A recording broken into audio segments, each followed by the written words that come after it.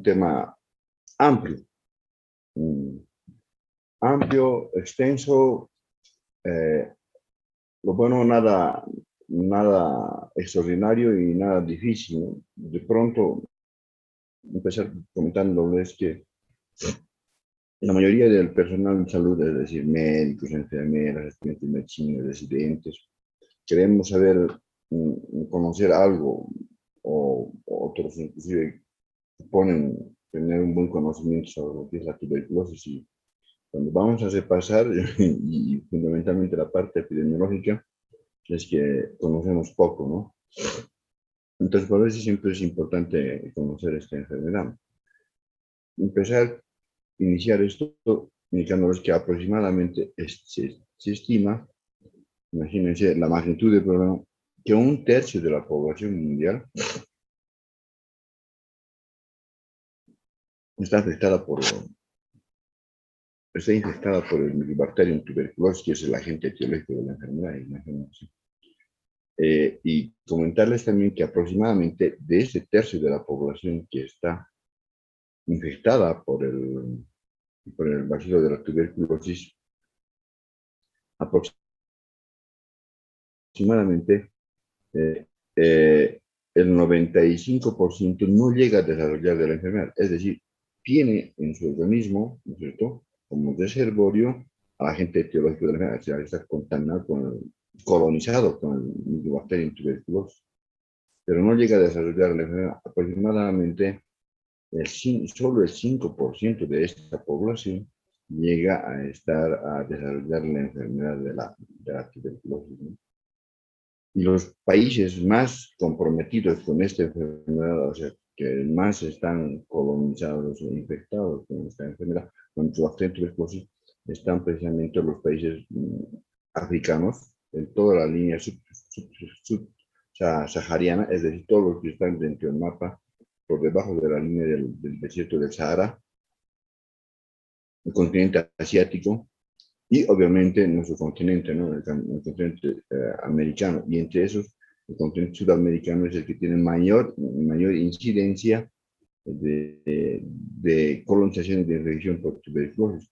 Aunque esto también en las últimas décadas se ha ido modificando. ¿Por qué? Por la emergencia o la aparición o la presencia de nuevas enfermedades, ¿no es cierto?, que producen un gran compromiso inmunológico, es decir, que producen una gran inmunodeficiencia. Y entre esos, ustedes saben, la presencia del SIDA, ¿no?, que es una enfermedad inmunosupresora. Entonces, la presencia de este tipo, de esta enfermedad, por ejemplo, ha hecho que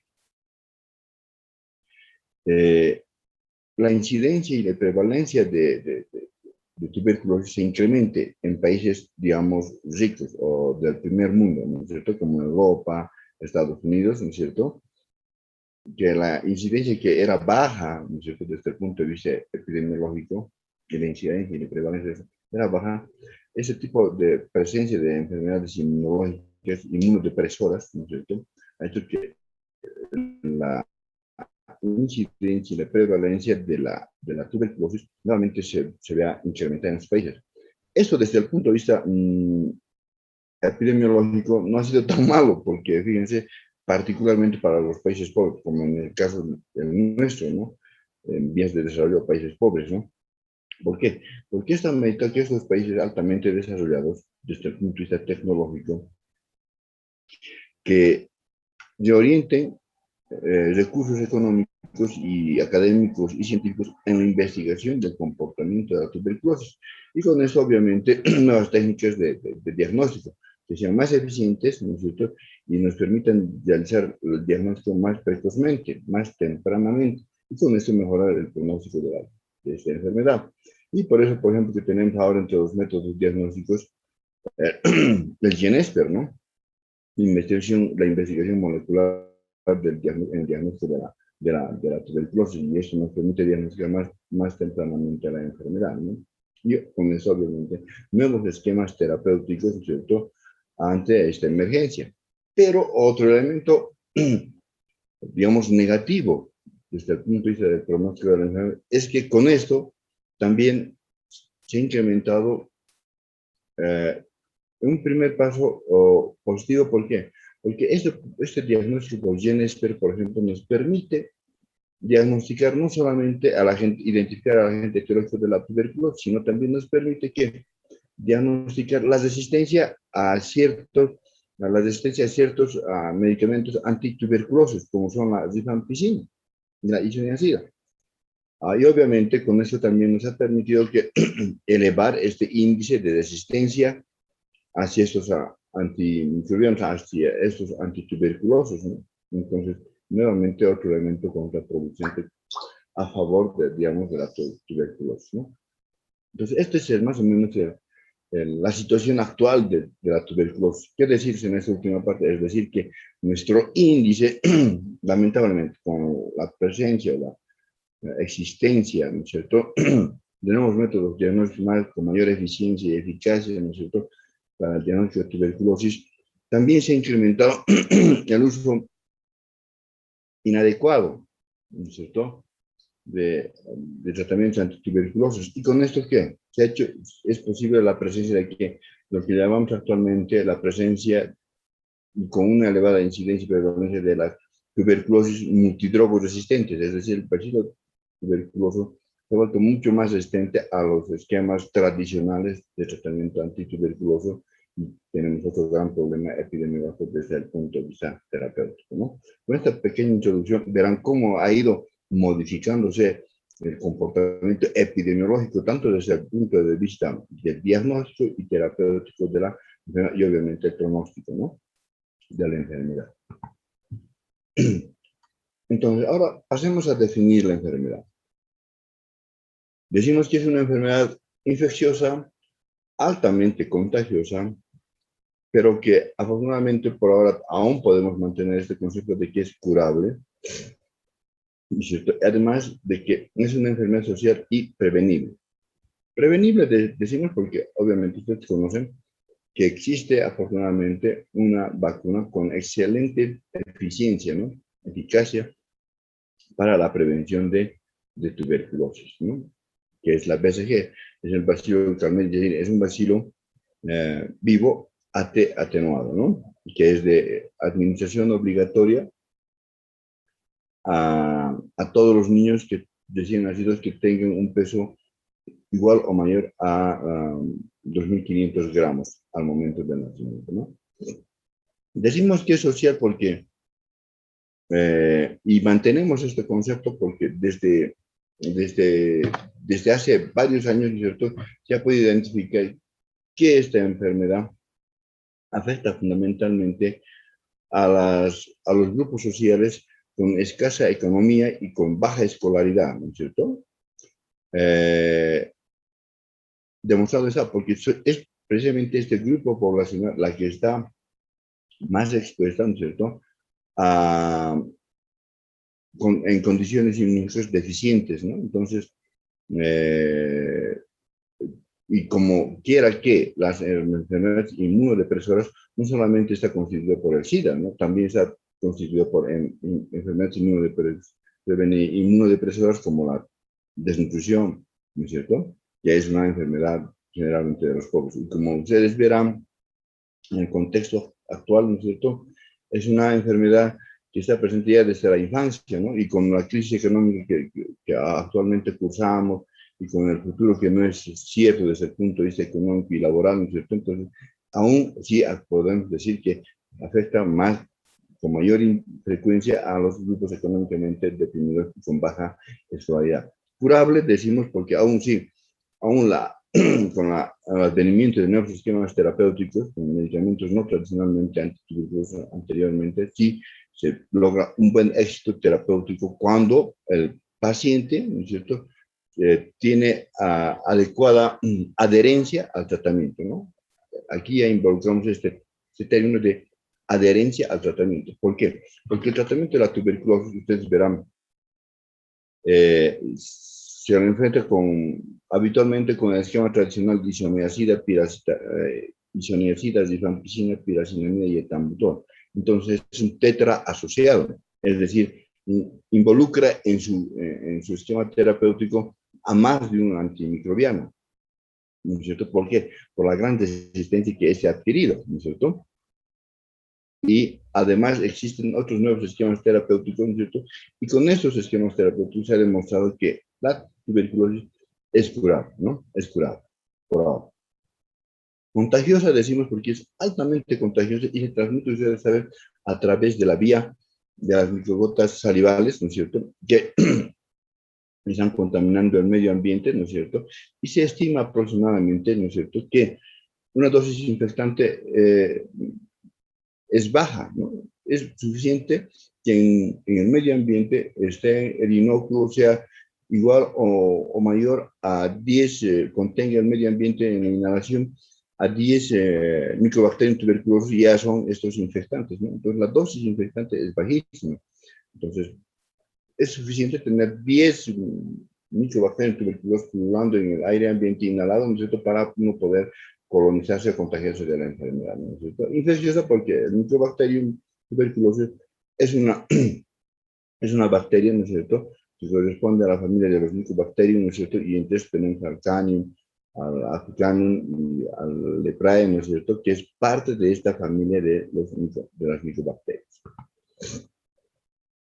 Tenemos por conocimiento de historia, ¿no es cierto?, que muchas grandes personajes de nuestra historia, tanto internacional como nacional, han sido objeto de la enfermedad, ¿no es cierto?, como que podemos ver, por ejemplo, Simón Bolívar falleció precisamente por tuberculosis, Bonaparte, ¿no es cierto?, de la Revolución Francesa también falleció por tuberculosis, ¿no?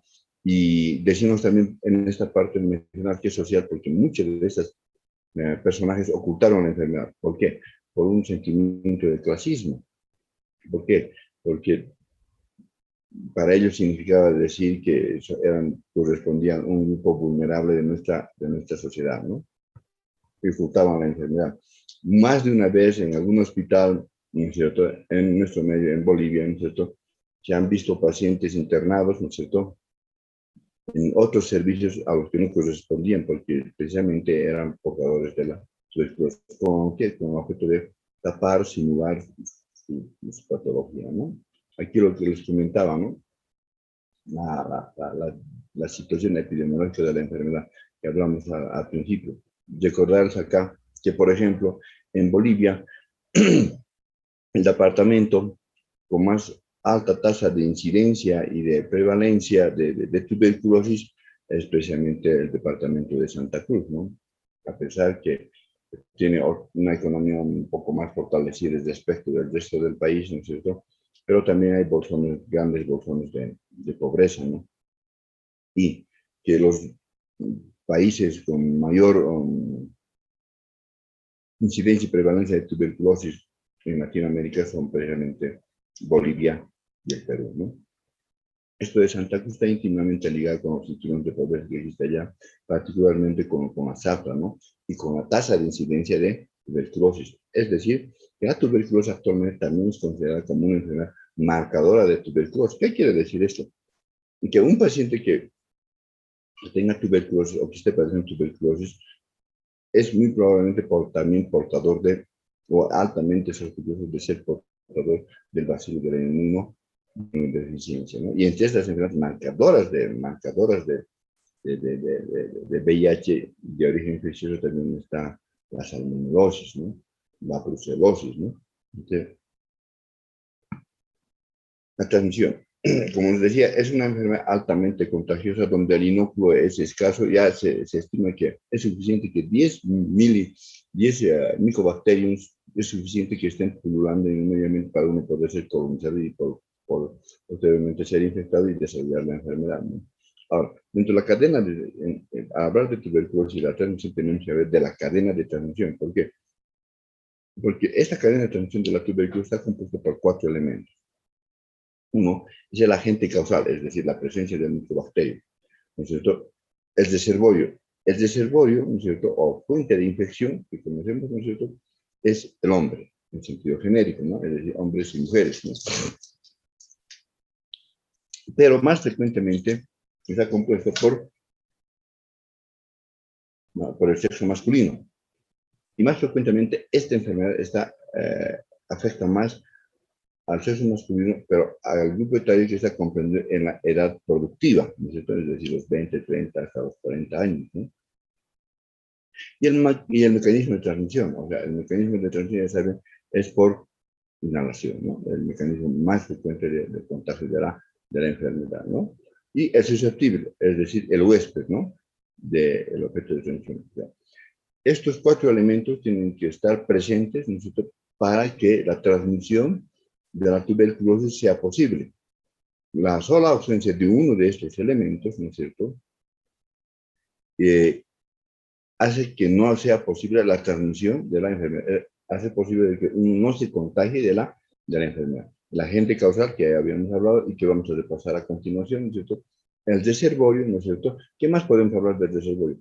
Una vez que uno es colonizado por, por el bacilo de la tuberculosis y llega a desarrollar la enfermedad, esta enfermedad deja inmunidad duradera, pero no definitiva, y además no es total, es parcial, ¿no? Y el mecanismo de transmisión. El agente etiológico. Hemos dicho que es el micobacterio tuberculoso, ¿no es cierto? ¿Qué características tiene? Es que una de las características fundamentales es que en la pared que posee tiene alta resistencia. ¿Por qué? Porque en su pared está compuesta por tres niveles de composición. Uno que son los lípidos, ¿no es cierto? Otro que está constituido por polisacáridos y finalmente el de proteínas. De estos, el elemento más importante, el de mayor proporción en la composición de la pared bacteriana, es la composición lipídica, ¿no es cierto?, que le da la característica virulencia o potencia infecciosa a la bacteria, ¿no? Y los polisacáridos que le dan la capacidad antigénica al micobacterium tuberculoso, ¿no? Y finalmente la capa proteica del bacilo de Koch, ¿no?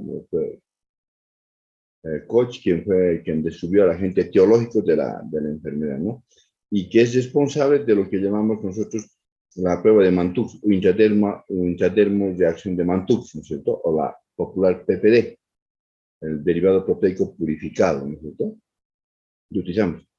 ¿Para qué utilizamos esto? Para el diagnóstico inmunológico del paciente, no para el diagnóstico infeccioso, para el diagnóstico inmunológico del paciente, ¿no?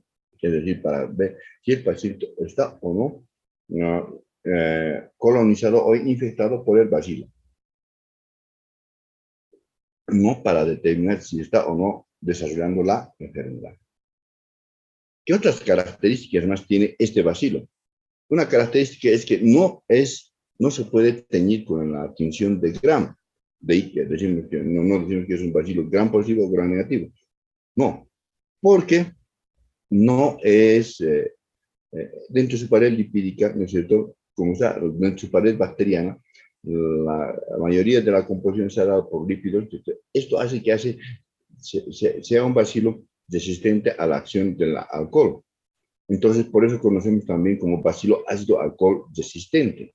Entonces, no se puede teñir con la tinción de Gram.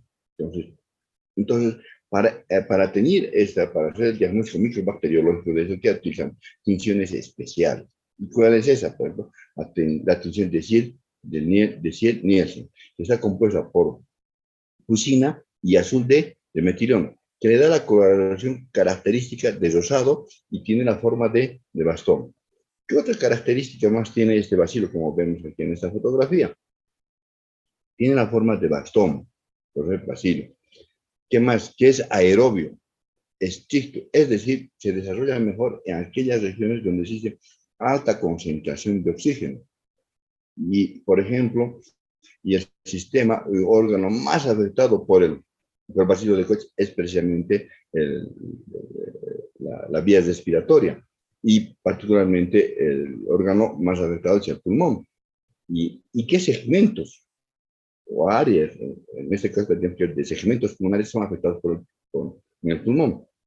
Precisamente aquellos segmentos pulmonares que tienen mayor concentración de oxígeno. ¿Y cuáles son? ¿Los lóbulos superiores, medios o los lóbulos superiores? Precisamente el lóbulo superior o los segmentos superiores del pulmón, ¿no es cierto? ¿Qué más podemos decir? Que es susceptible al calor, a la desiccación, no es porula, o sea, no tiene flagelo, ¿no es cierto?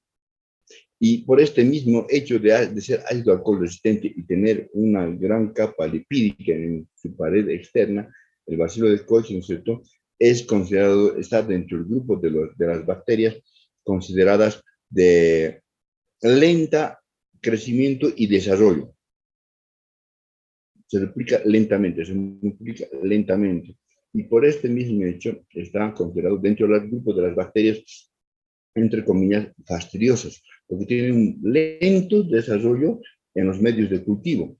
Y para esto, por su composición, ¿no es cierto?, también, ¿no es cierto?, está considerado dentro de las bacterias del grupo fastidiosas, como os decía, por su lento crecimiento y desarrollo. Y necesita para su cultivo medios especiales. Y uno de los medios especiales para su cultivo es precisamente el medio el medio de cultivo es el medio de Lowenstein-Hensing, ¿no?, que es un medio especial. En este mismo grupo de bacterias de lento crecimiento y desarrollo está también comprometido el agente etiológico de la brucelosis, ¿no?, porque también demora bastante tiempo en llegar al informe, en desarrollar en las colonias, en el medio especial, para realizar el diagnóstico etiológico, microbacteriológico de la enfermedad. Como les decía, este grupo está compuesto además por el Mycobacterium bovis, el ¿cierto?, y obviamente el Mycobacterium tuberculosis. Desde el más frecuente, ¿cierto?, es Mycobacterium tuberculosis, a pesar de que antiguamente se decía que era frecuente, ¿no es cierto?, el Mycobacterium bovis, porque este era quien producía lo que llamamos, o antiguamente conocíamos como la escrófula, ¿no?, o que actualmente conocemos con el nombre de tuberculosis ganglionar, ¿no? La transmisión, como ya habíamos dicho, es la por vía respiratoria, el mecanismo, el inhalatorio, ¿no es cierto?, a través de las secreciones microsalivales de Purger, ¿no es cierto?, donde en el aire es suficiente que existan 10 microbacterios viables, ¿no es cierto?, para que uno pueda ser contagiado y colonizado y posteriormente desarrollar la enfermedad, ¿no?, que habíamos repasado. ¿No es cierto? Esto también es importante, ¿no? Esta última parte, ¿no? La supervivencia de los bacilos en aerosol es breve, ¿no? Por eso es que, esto es un hecho epidemiológico importante, por eso es que recomendamos siempre que los ambientes en los cuales sean internados los pacientes con tuberculosis, portadores del bacilo del bacilo de Koch, o Mycobacterium tuberculosis, ¿no es cierto?, sean ambientes aireados, ¿no? Aireados, cuando estén suspendidos en los núcleos de fluidos que se llaman, ¿no es cierto?, sean inactivados, desactivados por la acción de la luz solar o el calor o la temperatura ambiente, ¿no? Y esto reduzca, obviamente, la probabilidad de contagio de la enfermedad, ¿no? Ahora, les decía, fundamentalmente el órgano más afectado, el sistema más afectado por la tuberculosis es el sistema respiratorio. Dentro de este sistema, el órgano más afectado es el pulmón. Pero también esto no quiere decir, no quiere significar de ninguna manera, jóvenes, que otros órganos sean afectados por el Mycobacterium tuberculosis. Y entre esos tenemos, por ejemplo, el sistema nervioso central, donde producirá meningitis, el sistema osteoarticular, ustedes conocen la tuberculosis osteoarticular, el sistema ganglionar, la producción de la tuberculosis ganglionar, el sistema gastrointestinal, producción de la tuberculosis intestinal, ¿no es cierto?, o tuberculosis osteoarticular, entonces, muchos órganos. Entonces, desde ese punto de vista también la tuberculosis puede ser clasificada en pulmonar y extrapulmonar. ¿Por qué? Porque el órgano más afectado por la tuberculosis, por el Mycobacterium tuberculosis, es el pulmón, ¿no? Pero también existen otras formas de tuberculosis, ¿no?, que afectan a otros órganos, que son menos frecuentes, ¿no es cierto? Menos frecuentes, que son las tuberculosis extrapulmonares, puede ser meningia, puede ser osteoarticular, hepática, pleural, peritoneal, ¿no es cierto?, renal, ¿no es cierto?, como veremos más adelante. Bueno, si hablamos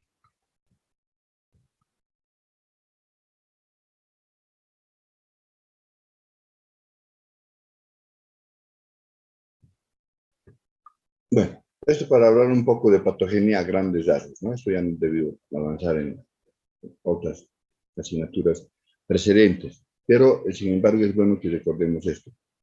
¿Qué es la tuberculosis? Cuando uno llega a contagiarse, a adquirir, ¿no es cierto? Por la principal vía de contagio de transmisión de la enfermedad, que es la vía inhalatoria, ¿no es cierto? Ingresan los micobacterios tuberculosos a nuestra economía humana, ¿no es cierto? Obviamente a la vía respiratoria alta, luego siguen y se localizan a nivel pulmonar, donde tiene que actuar nuestra primera barrera de defensa de nuestra economía humana, que son los macrófagos alveolares. Estos macrófagos alveolares agarran y engloban, fagocitan al micobacterium tuberculoso, ¿no es cierto? Y limitan eso. Pero al hacer esta acción, ¿qué hacen los macrófagos alveolares? Producen células mediadores inflamatorios, porque se produce un proceso inflamatorio local a través de la producción de interleuquina 2, ¿no es cierto? Y de factor de necrosis tumoral alfa porque hay alfa, beta, gamma y delta. Aquí se secretan que el factor de necrosis tumoral alfa, ¿no es cierto? E interleuquina 2, ¿no es cierto? Esto sería un proceso inflamatorio local y esto hace que la respuesta sea más grande, ¿no es cierto? Sea más intensa y que gracias a este proceso inflamatorio local, por producción de citoquinas proinflamatorias como son interleuquina 2 y el factor de necrosis tumoral alfa, ¿no es cierto? Hace que se secrete mayor cantidad y produzca mayor cantidad y para esto englobar estas respuestas la llamen a mayor cantidad y número, ¿no es cierto?, de macrófagos alveolares, las respuestas inflamatorias se hacen mucho más grandes, ¿no es cierto? Y terminan por englobar a todos los micobacterios tuberculosos o bacilo de Koch. Ahora, esto así contenido, ¿no es cierto?, puede permanecer en esta situación de fagocitosis, ¿no es cierto?, por mucho tiempo, hasta por años.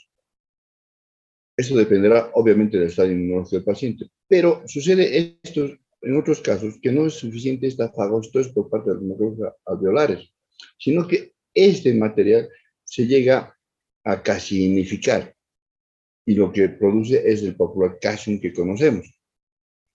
Y muchas veces este tejido caseótico producido por la fagocitosis fagocitosis que producen los macrófagos alveolares hacia los bacilos de Koch, ¿no es cierto?, hace que se necrose. Entonces, ¿qué se forma? Se forma lo que llamamos las cavernas, ¿no es cierto? O nódulo y posteriormente se consolida y va a formar el nódulo de Gom, que generalmente son de localización subpleural y generalmente están localizados en las partes superiores o segmentos superiores de los pulmones, ¿no es cierto? Porque hemos dicho que es una bacteria exclusivamente aeróbica, es decir, se alimenta, se nutre fundamentalmente de oxígeno, ¿no es cierto? Entonces, esto se llama primero lo que llamamos la formación del nódulo de Gom, ¿no es cierto? Y finalmente esto produce una linfadenopatía que se localiza fundamentalmente como es superior en los ganglios parailiares de los pulmones. Y es lo que se llama el primer periodo de Rank, ¿no? En este estado, así englobado, esto puede permanecer por años, ¿no? O definitivamente, dependiendo del estado inmunológico del paciente, si el paciente es inmunocompetente, es decir, bueno, tiene un buen sistema inmunológico, tanto humoral como celular, que responde adecuadamente a la infección, ¿no es cierto?, puede quedar en forma indefinida y el paciente colonizado o infectado nunca llegue a desarrollar la enfermedad. Pero cuando sucede un proceso infeccioso intermitente o un estado o una patología o un estado de inmunodepresión en determinado periodo de la vida de ese paciente previamente colonizado y que está en un periodo de arranque, puede ocurrir una diseminación de este foco infeccioso, donde los gérmenes, las bacterias de,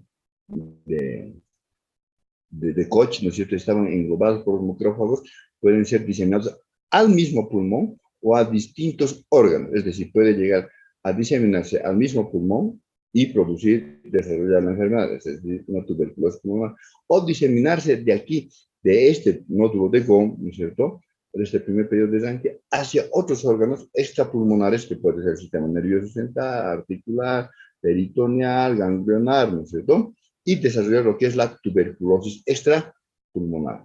¿Y cómo se disemina? A través de dos vías, por vía hemática y por vía linfática, ¿no? Independientemente por cualquiera de las vías que se disemine, va a desarrollar una tuberculosis. Puede ser pulmonar o extrapulmonar. Y si la diseminación es a todos los órganos, tanto pulmonares como extrapulmonares, estamos frente a qué? A la tuberculosis generalizada, que conocemos con el nombre de tuberculosis miliar, ¿no es cierto? Y ahora, después de eso, tenemos que hablar, obviamente, de la clasificación de la tuberculosis. Y la tuberculosis, de acuerdo a la clasificación de 2005 de la OMS, Organización Mundial de la Salud, se clasifica en 5 clases. Una, la clase 0, cuando el paciente, ¿no es cierto?, no tiene antecedentes de haberse expuesto, adquirido, o sea, colonizado por el Mycobacterium tuberculosis. Es decir, ¿cómo podemos demostrar esto? A través del PPD, que hemos dicho, el derivado proteico purificado o la prueba de Mantoux, ¿no es cierto? O la intradermorreacción de Mantoux, que dará una respuesta dérmica inferior a 5 milímetros de diámetro, es decir, no está colonizado ni infectado el paciente, ¿no? Clase 1, cuando la persona, ¿no es cierto?, ha tenido contacto con el bacilo de Koch, es lo que comúnmente conocemos como primera infección tuberculosa, ¿no es cierto? Pero que la intradermorreacción o PPD, ¿no es cierto?, de Mantoux, ¿no es cierto?, tiene un diámetro en la lectura menor a 5 milímetros de infección. Es decir, el paciente probablemente esté colonizado, pero no esté infectado. Clase 2, cuando, ¿no es cierto?, la reacción de la PPD, es decir, el paciente está infectado con el bacilo de Koch, ¿no es cierto?, pero no desarrolla la enfermedad, es decir, tiene PPD positiva, pero no tiene síntomas de tuberculosis activa, es decir, no tiene fiebre, pérdida de peso, astenia, ¿no es cierto?, ni pulmonar, ni síntomas extrapulmonares.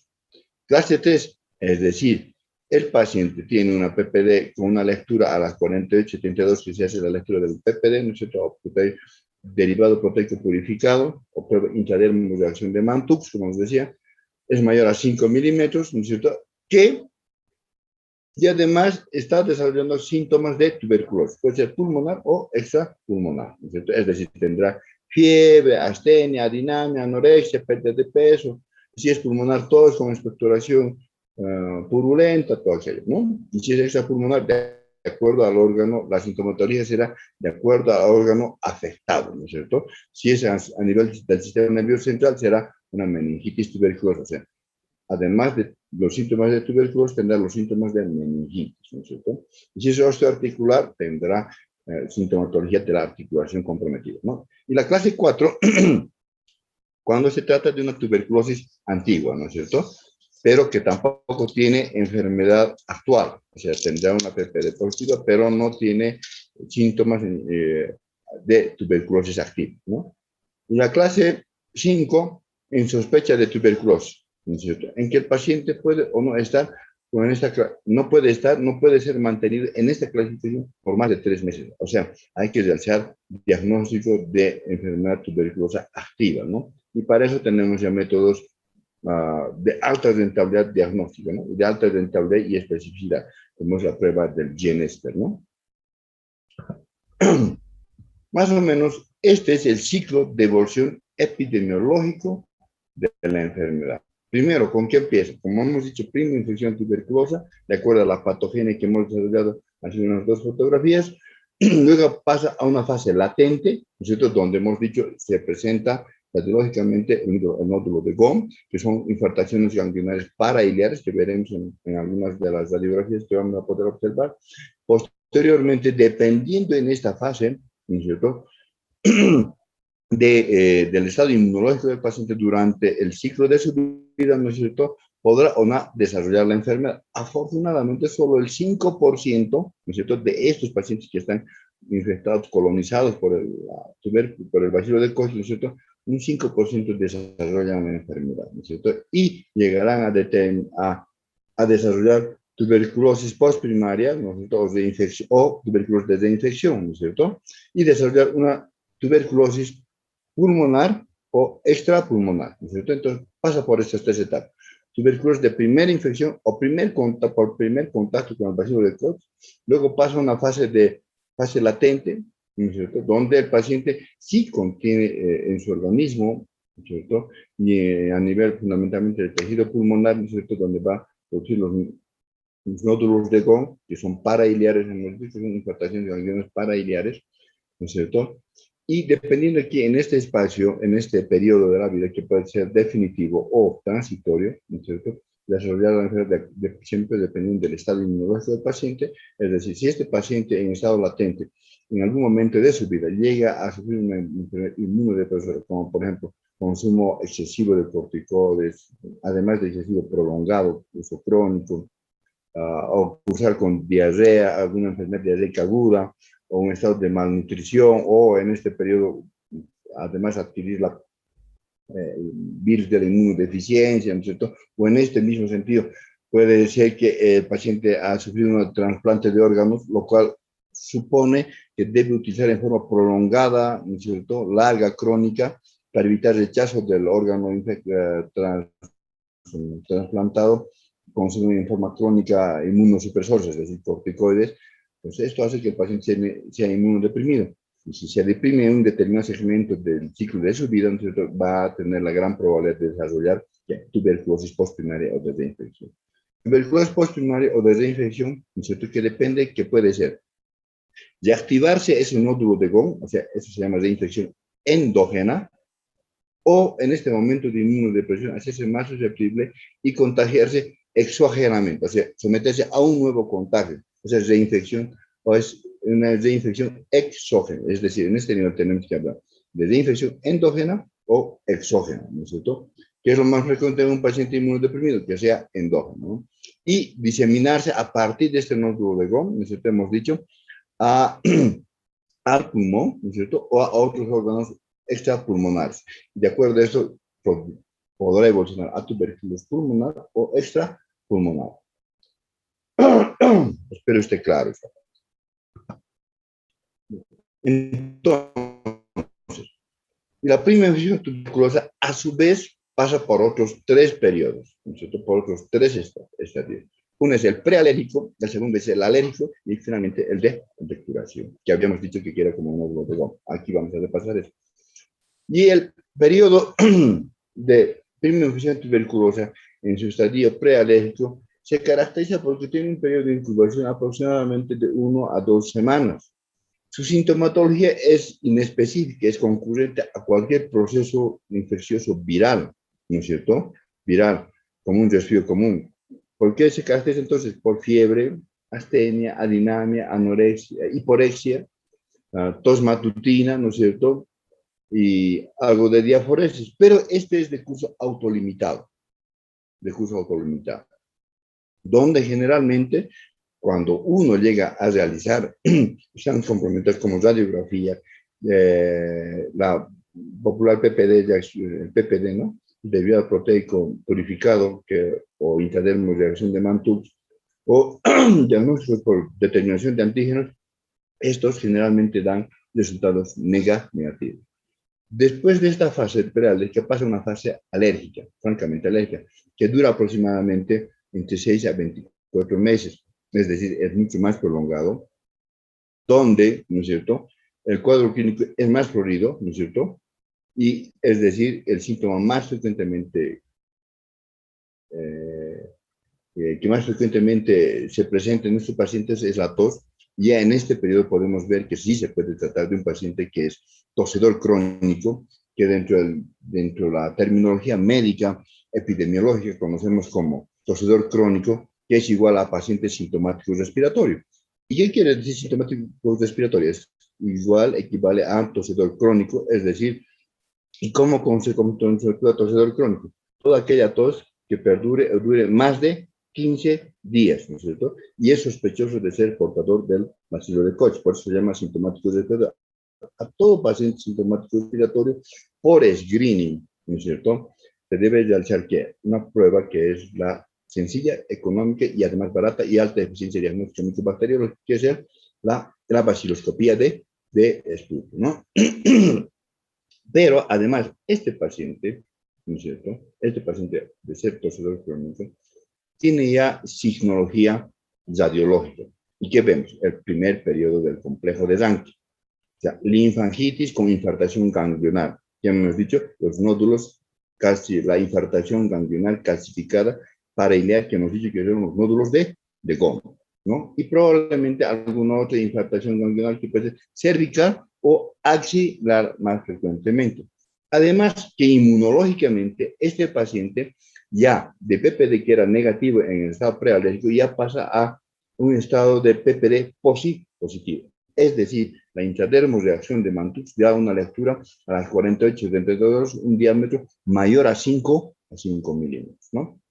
Aún aquí en este periodo, la baciloscopía es negativa, ¿no es cierto? Pero el cultivo suele ser ya positivo, pero no con alta probabilidad, solamente con una sensibilidad de aproximadamente del 5 al 30%, es decir, en un 70%. En la mayoría de los casos, en este estadio, el cultivo en el medio de Lowenstein-Hansen, como dijimos, generalmente da negativo, en un 70% de los casos aproximadamente. Y finalmente, como dijimos, la mayoría de estos, el 90-95% de la población llega a tener alguna vez contacto con el bacilo de Koch, ¿no es cierto? Afortunadamente, del 100% de los pacientes, de personas que han tenido contacto con el bacilo de Koch, esto aproximadamente ocurre durante la infancia, ¿no es cierto? Este contacto, primer contacto con el bacilo de Koch, de estos 100%, aproximadamente el 95% van a ¿qué? A quedar en estado latente. Gracias a que a una buena respuesta del sistema inmunológico, ¿no es cierto?, a determinar una limitación, un englobamiento a través de las facultades por los macrófagos alveolares que van a ir a, ¿qué? Hemos dicho, a formar un calcio y posteriormente probablemente a formar ¿qué? Una caverna y posteriormente por hacer unas calcificaciones, infartaciones y calcificaciones para ileares bipulmonares que son los nódulos de Gom y quedar en este estadio curar, ¿no? Pasar un estadio de latencia de la enfermedad, ¿no es cierto? Y de esto 100% aproximadamente, solamente el 5% en algún momento del ciclo de su vida llega a desarrollar lo que es la tuberculosis pulmonar o extrapulmonar. Pero en estos casos, frecuentemente, ¿no es cierto? Un buen porcentaje de los pacientes, ¿no es cierto?, vuelve a virar, en un buen porcentaje vuelve a virar el estado inmunológico del paciente. Es decir, el PPD positivo, que era en el estado alérgico, en el periodo de curación, pasa a PPD negativo. Porque los bacilos de Koch están encapsulados dentro de los macrófagos alveolares, ¿no? Dentro de los nódulos de ya no son activos, ¿no? ¿No es cierto? No sé si ha quedado claro. ¿Tienen alguna duda al respecto? Al final pueden preguntar. Y aquí vemos lo que decíamos los populares nódulos de las calcificaciones, ¿no es cierto? Los parailiares, ¿no es cierto? Fíjense, aquí en el lado izquierdo es mucho más evidente. Este es un nódulo de Gom, la calcificación de un ganglio parailiar, ¿no es cierto? Pulmonar izquierdo, más evidente, y aquí tenemos el otro inferior, ¿no es cierto? Estos son los nódulos de Gom que corresponden al primer periodo de Danke, ¿no?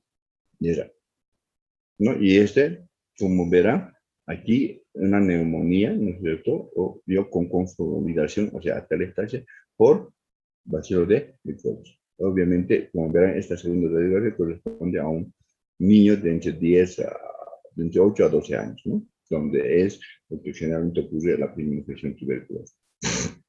Aquí los nódulos, digamos, ¿no? Nuevamente, ¿no es cierto? La infartación ganglionar parailiar, como dijimos, los nódulos de Gom. O sea, los nódulos de Gom se ven, ¿dónde? En la radiografía, se hacen visibles en ¿qué son? Infartación ganglionar parailiar, como signo de qué? De primera infección tuberculosa, ¿no? En estado latente, obviamente. Puede ser primera infección latente o tuberculosa, en estado, decimos aquí, latente, ¿no? Parte de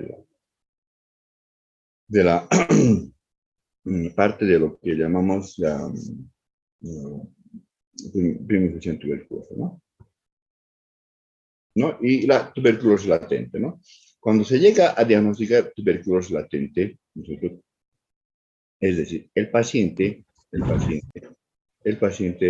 puede ser diagnosticado con tuberculosis latente, ¿no es cierto? Y esto se tiene que llegar a realizar tratamiento, ¿no? Esto es una repetición de todo lo que hemos ido nombrando en las anteriores diapositivas. Tenemos que llegar a realizar tratamiento, ¿no?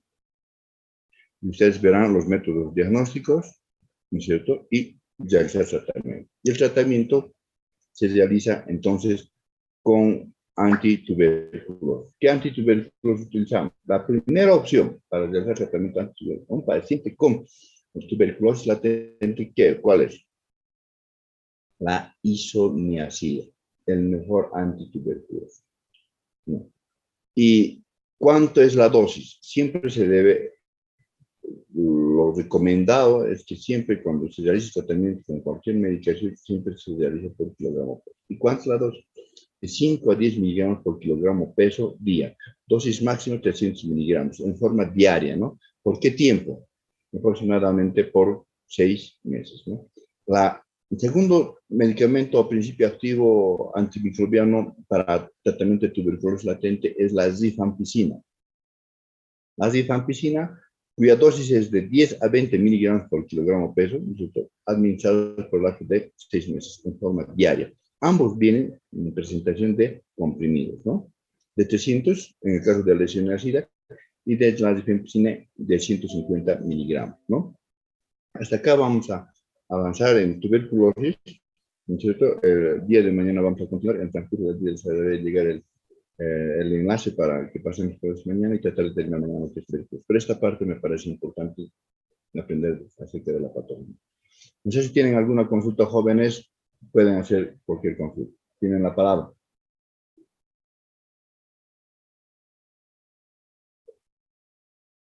Bueno, al no haber consultas, entonces nos vemos el día de mañana. Que tengan buen resto de jornada. Muy buenos días. No olviden que deben protegerse contra el coronavirus. Muchas gracias. Hasta luego. Hasta luego, doctor. Tengan buenos días. Gracias.